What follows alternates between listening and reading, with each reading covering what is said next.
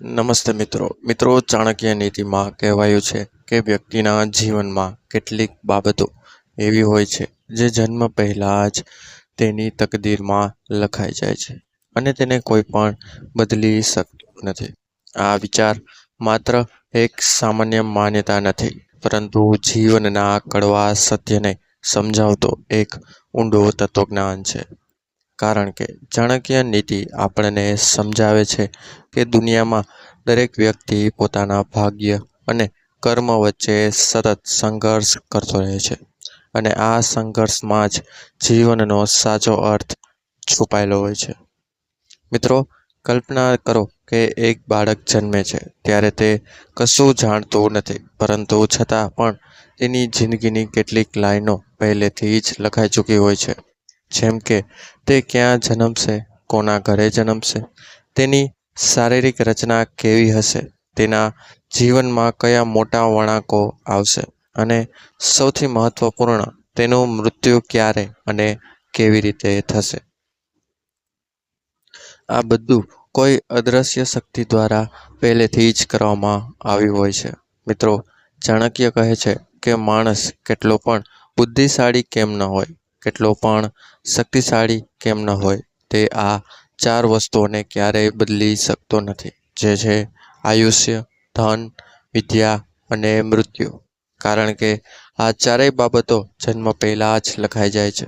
પરંતુ અહીં એક મોટો પ્રશ્ન ઊભો થાય છે કે જો બધું પહેલેથી જ નક્કી છે, તો પછી માણસ શું કરે? શું તે બસ બેસી રહે અને ભાગ્યને સ્વીકારી લે? નહીં. ચાણક્યએ અહીં ખૂબ જ મહત્વપૂર્ણ વાત કહી છે કે ભલે કેટલીક બાબતો નક્કી હોય, પરંતુ માણસના કર્મ તેની જિંદગીનું દિશા અને ગુણવત્તા નક્કી કરે છે. ઉદાહરણ તરીકે જોઈએ, જો બે વ્યક્તિઓનું ભાગ્ય સમાન હોય, તો પણ એક મહેનત કરીને સફળ બને છે અને બીજો વ્યક્તિ આળસ કરીને નિષ્ફળ રહે છે. એટલે કે ભાગ્ય તમને શરૂઆતની સ્થિતિ આપે છે, પરંતુ તમે ક્યાં સુધી પહોંચશો તે તમારા કર્મ ઉપર જ આધાર રાખે છે. મિત્રો, ઘણી વખત આપણે જીવનમાં મુશ્કેલીઓનો સામનો કરીએ છીએ અને આપણે વિચારીએ છીએ કે શા માટે મારી સાથે જ આવું થઈ રહ્યું છે. પરંતુ ચાણક્ય કહે છે કે જે કંઈ પણ થાય છે તે તમારા ભાગ્ય અને ભૂતકાળના કર્મનું પરિણામ જ છે અને તેને સ્વીકારવું એ જ સાચી બુદ્ધિ છે. કારણ કે જ્યારે તમે સ્વીકારો છો, ત્યારે જ તમે આગળ વધવાનો રસ્તો શોધી શકો છો. નહીં તો તમે હંમેશા ફરિયાદોમાં જ ફસાયેલા રહેશો, એક લૂપમાં જ ફસાયેલા રહેશો. મિત્રો, ચાણક્યની નીતિ આપણને શીખવે છે કે જીવનમાં ત્રણ વસ્તુઓ પર ક્યારે ગર્વ કરશો નહીં: ધન, યુવાની અને પદ. કારણ કે આ ત્રણેય વસ્તુઓ ક્યારેય પણ છીનવી શકાય છે અને તે ક્યારેય આજીવન રહેતી નથી, અને આ પણ ભાગ્યના હાથમાં જ છે. મિત્રો, તમે કેટલા પણ ધનિક બની જાઓ, એક દિવસ તમને આ દુનિયા છોડવી જ પડશે.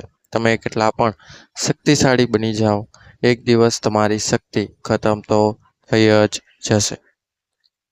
એટલા માટે જ ચાણક્ય કહે છે કે સાચો બુદ્ધિશાળી વ્યક્તિ એ છે જે પોતાના ભાગ્યને સમજે છે અને પોતાના કર્મને મજબૂત બનાવે છે. કારણ કે કર્મ જ એ એકમાત્ર વસ્તુ છે જે તમને માન અને સંતોષ આપી શકે છે.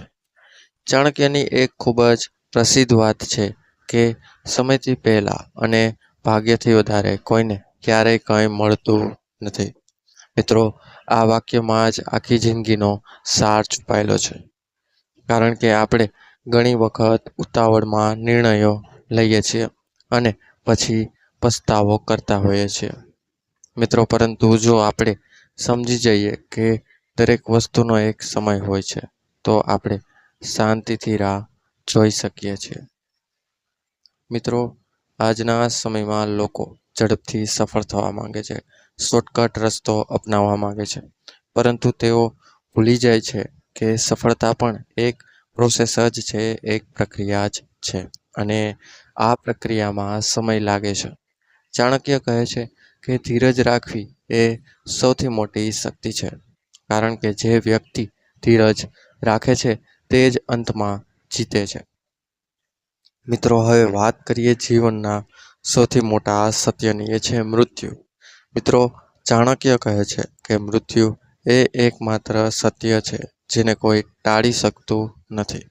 અને જ્યારે તમે આ સત્યને સ્વીકારી લો છો ત્યારે જ તમે સાચી રીતે જીવવાનું શીખો છો. કારણ કે પછી જ તમને સમજાય છે કે આ દુનિયા બધી જ વસ્તુઓ તાત્કાલિક છે, ટેમ્પરરી છે. મિત્રો, ઘણી વખત આપણે નાની નાની વાતોમાં ઝઘડા કરીએ છીએ, ઈર્ષા કરીએ છીએ, ગુસ્સો કરીએ છીએ, પરંતુ જ્યારે આપણે સમજીએ છીએ કે એક દિવસ બધું જ છૂટી જવાનું છે ત્યારે આ બધું બિનજરૂરી લાગે છે. મિત્રો, ચાણક્યની નીતિ આપણને શીખવે છે કે જીવનને સરળ બનાવો, સત્યને સ્વીકારો અને પોતાના કર્મ પર ધ્યાન આપો.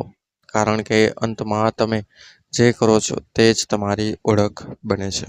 મિત્રો, હવે એક મહત્વપૂર્ણ પ્રશ્ન છે કે શું ભાગ્યને બદલવું શક્ય છે?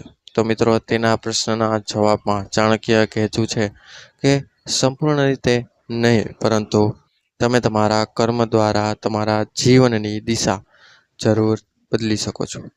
ઉદાહરણ તરીકે, જો તમારા ભાગ્યમાં સામાન્ય જીવન લખેલું હોય તો તમે મહેનત કરીને તેને ઉત્તમ બનાવી શકો છો. એટલે કે ભાગ્ય તમને મર્યાદા આપે છે, પરંતુ તે મર્યાદા અંદર તમે કેટલું આગળ વધો તે તમારા હાથમાં જ હોય છે, તમારી મહેનત ઉપર આધાર રાખે છે. આ વાતને સમજવા માટે મિત્રો એક ઉદાહરણ લઈએ. જો કોઈ વ્યક્તિ ગરીબ પરિવારમાં જન્મે છે તો તે તેનું ભાગ્ય છે, પરંતુ તે ગરીબીમાંથી બહાર આવે કે નહીં તે તેના કર્મ પર આધાર રાખે છે. ઘણા લોકો ગરીબીમાં જન્મે છે પરંતુ મહેનત કરીને તેઓ સફળ બને છે, અને ઘણા લોકો સમૃદ્ધ પરિવારમાં જન્મે છે પરંતુ પોતાની આળસ અને ખોટા નિર્ણયોના કારણે બધું જ ગુમાવી દે છે. એટલે કે જન્મ તમારી શરૂઆત છે, અંત નહીં. મિત્રો, ચાણક્યની નીતિ આપણને એક વધુ મહત્વપૂર્ણ પાઠ આપે છે કે મિત્રો, તમારે જીવનમાં ક્યારેય હાર ન માનવી જોઈએ. કારણ કે જ્યાં સુધી તમે પ્રયત્ન કરો છો ત્યાં સુધી બધું જ શક્ય છે. ભલે કેટલીક વસ્તુઓ નક્કી હોય, પરંતુ તમારી મહેનત તમને નવી તકો આપી શકે છે, અને આ તકો જ તમારી જિંદગી બદલી શકે છે. અંતમાં મિત્રો, એક વાત હંમેશા યાદ રાખજો કે ભાગ્ય અને કર્મ બંને જ સરખા મહત્વપૂર્ણ છે, પરંતુ કર્મ વિના ભાગ્ય નિષ્ફળ છે. અને જો તમે માત્ર ભાગ્ય પર વિશ્વાસ રાખશો તો તમે ક્યારેય આગળ નહીં વધી શકો. એટલે આજે જ નક્કી કરો કે તમે તમારા જીવનની જવાબદારી લેશો, તમે તમારા કર્મને મજબૂત બનાવશો, અને જે કંઈ પણ તમારા ભાગ્યમાં છે તેને સ્વીકારીને તમે જીવનમાં આગળ વધશો. કારણ કે સાચી સફળતા એ નથી કે તમે કેટલું મેળવ્યું, પરંતુ સાચી સફળતા એ છે કે તમે કેવી રીતે જીવ્યા. અને જ્યારે તમે આ વાત સમજી જશો ત્યારે જ તમે સાચા અર્થમાં ખુશ અને સફળ બની શકશો. જો મિત્રો, આ વિડીયો જરા પણ તમને તમારા જીવનમાં ઉપયોગી લાગ્યો હોય તો તેને તમારા મિત્રજનો અને પરિવારજનોમાં ચોક્કસપણે શેર કરજો. વિડીયો પસંદ આવ્યો હોય તો વિડીયોને લાઈક કરજો અને ચેનલને સબસ્ક્રાઈબ કરજો. અને મળીશું હવે આવા જ નવા વિડીયો સાથે. ત્યાં સુધી બધાને મારા હર હર મહાદેવ. જય શ્રી રાધે કૃષ્ણ. જય માં બુદ્ધ ભવાની. ધન્યવાદ. અસ્તુ.